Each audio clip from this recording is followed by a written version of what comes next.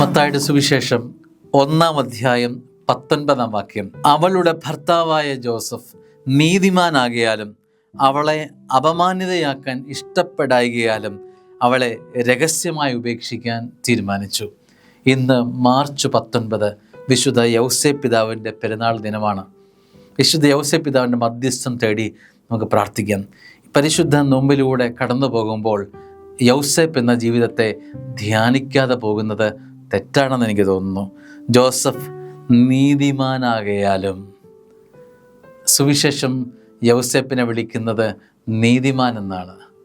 നീതിക്ക് വേണ്ടി നിലകൊണ്ട ജീവിതം, നീതിയില്ലാത്തതൊന്നും അവനിൽ നിന്നും പുറപ്പെടുന്നില്ല. സുവിശേഷം അവനെ നീതിമാൻ എന്ന് വിളിച്ച് വിശേഷിപ്പിക്കുക.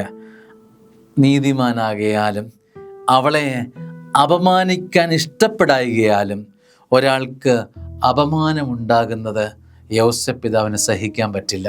ഈ പരിശുദ്ധ നോമ്പിൻ്റെ കാലയളവിൽ യൗസേപ്പ് പിതാവ് നൽകുന്ന മനോഹരമായ പാഠമാണ്: നീ നീതിയുടെ മനുഷ്യനാണോ?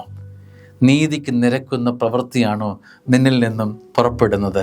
2, മറ്റുള്ളവരെ അപമാനിതരാക്കാൻ, മറ്റുള്ളവരെ താഴ്ത്തിക്കെട്ടാൻ നീ പ്രവർത്തിക്കാറുണ്ടോ? യൗസേപ്പ് പിതാവ് പരിശുദ്ധ അമ്മയെ അപമാനിക്കാൻ ഇഷ്ടപ്പെടായികയാലും അങ്ങനെയൊരു ചിന്ത പോലും യൗസേപ്പ് പിതാവിൻ്റെ മനസ്സിലില്ല. അവൾ അപമാനിതയാവരുത് എന്നുള്ള നിർബന്ധ ബുദ്ധി, മറ്റുള്ളവരുടെ ജീവിതത്തിൽ കളങ്കം, അപമാനം ചാർത്തരുതെന്നുള്ള ഒരു നിർബന്ധം നിൻ്റെ ജീവിതത്തിലുണ്ടോ എന്ന് ചിന്തിക്കുന്നത് നല്ലതാണ്. അവളെ അതിനാൽ രഹസ്യമായി ഉപേക്ഷിക്കാൻ തീരുമാനിച്ചു. സ്നേഹമുള്ളവരെ, മറ്റുള്ളവർക്ക് നീതിയുടെ അനുഭവം കൊടുക്കാനും മറ്റുള്ളവർക്ക് അപമാനത്തിന് പകരം സ്നേഹം കൊടുക്കാനും അവരുടെ ജീവിതം കളങ്കം ചാർത്തപ്പെടാതിരിക്കാനുള്ള ഒരു തീരുമാനമൊക്കെ ഈ പരിശുദ്ധ നോമ്പിൻ്റെ കാലയളവിൽ എടുക്കുന്നത് നല്ലതാണ്.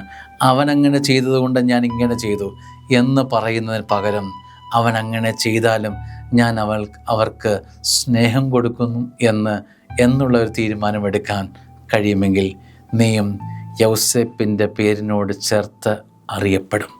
സുവിശേഷത്തിൽ യൗസേപ്പിന് ഇടം കിട്ടിയത് നീതിമാനാണെന്നുള്ള വിശേഷണമാണ്.